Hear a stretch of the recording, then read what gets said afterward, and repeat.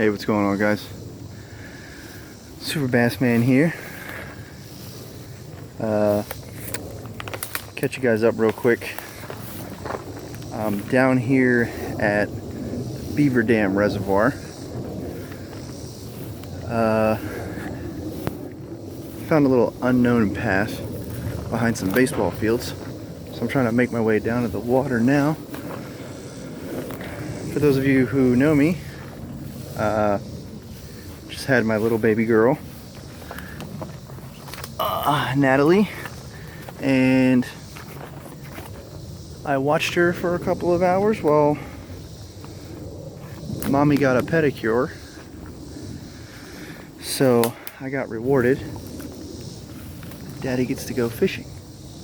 So I'm just making my way through these woods here, trying to, I got kind of a game trail I'm following a little bit. It's not too thick. It's a really nice day out too.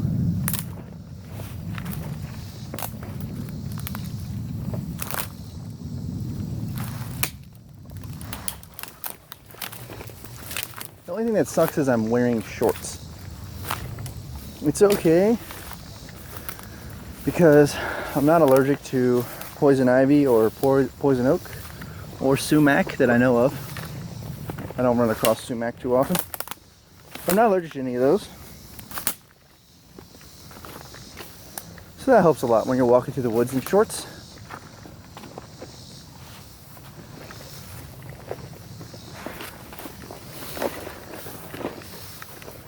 The bad thing is I don't exactly know what direction the water is in. I mean, I know it's in this general direction. I just don't know where the edge of the water is. So, trying to figure that out right now. As soon as I get to the water's edge, guys, I'll tune back in. Alright guys, so I just made it to the water's edge.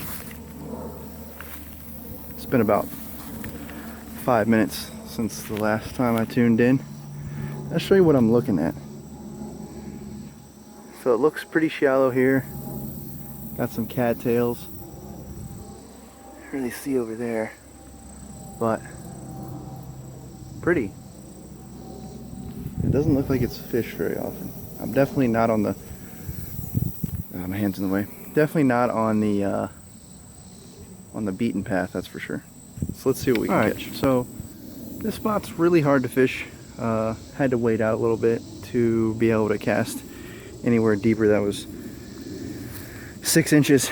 I did happen to catch a little dink bass using a 4-inch wacky rigged watermelon green Senko.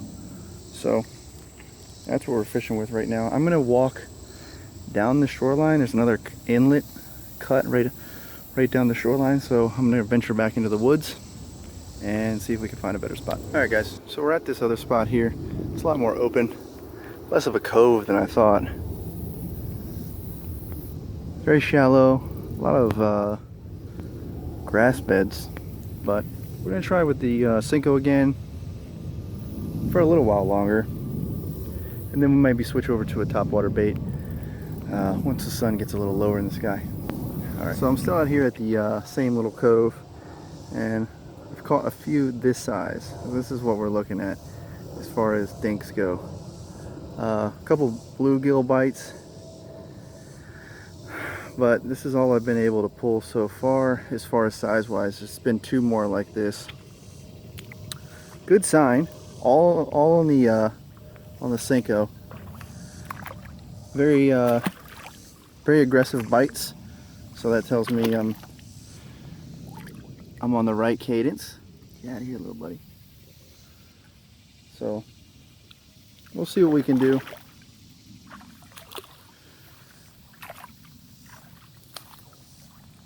Oh, and I found a weather balloon. It's over there. It's pretty interesting. Alright guys, so I moved like 25 yards down the shoreline to check out that whatever the hell that is. and first cast, got this little dink. A little bit bigger, maybe the same size, I don't know, as the last one, but whatever I'm doing is working, and not catching any large bass like I'd like.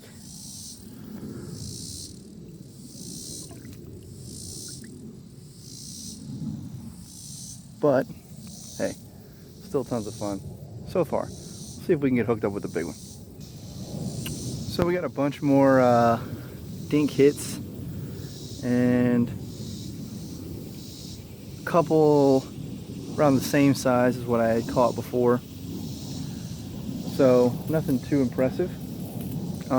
As I'm walking through these grass beds, I'm noticing there's like a ton of bluegill all throughout here. There's also a lot of plywood, which I don't understand. But it's about 6:40, and I've seen 2 topwater hits, so I decided to try out this bad boy. That is my, oh, hold still. It's my live target floating bluegill.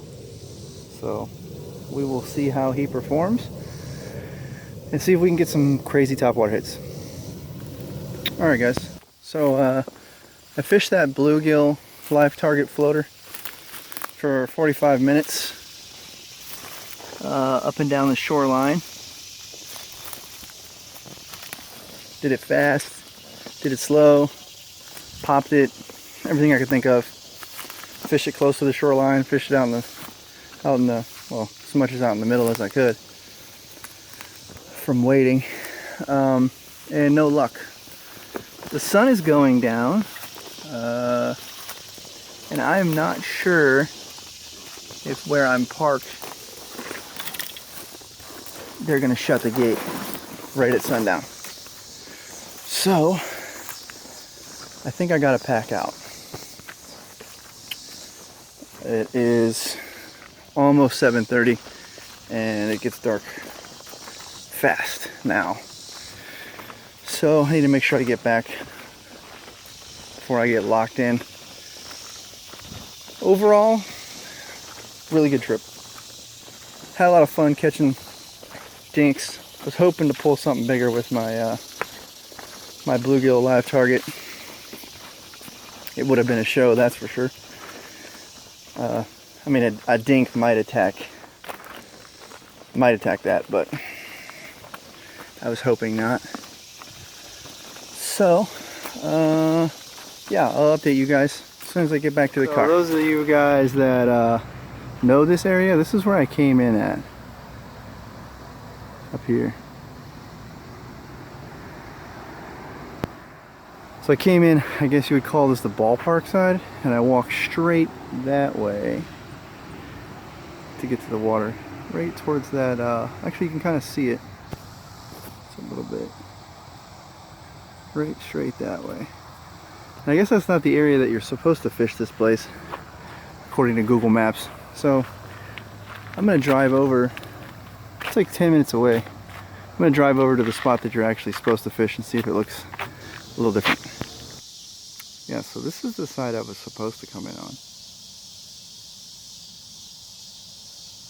A couple fly fishermen out here. So this is where you're supposed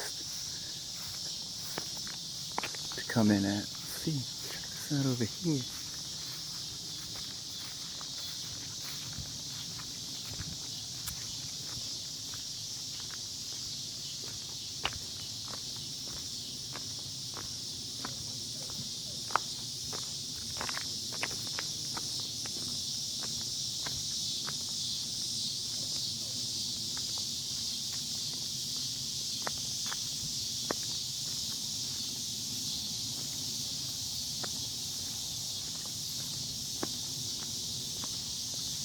That's a nice little dock.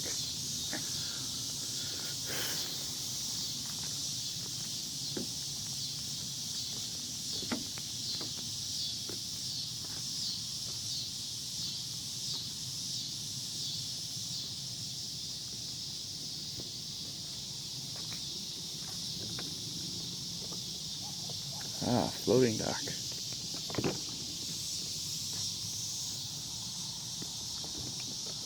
lots of trash. It's kind of a shame.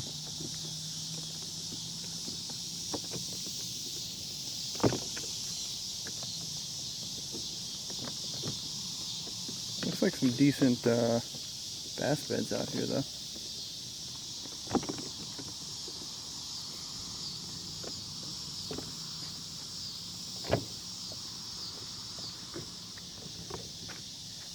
Doesn't look like a bad spot to launch a kayak or a canoe though.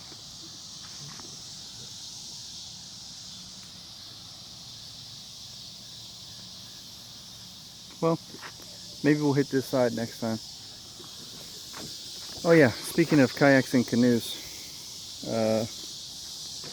shout out to Nova Kayak and Canoe Group on Facebook. They helped me out with a little info about this place. Alright guys, have a good evening.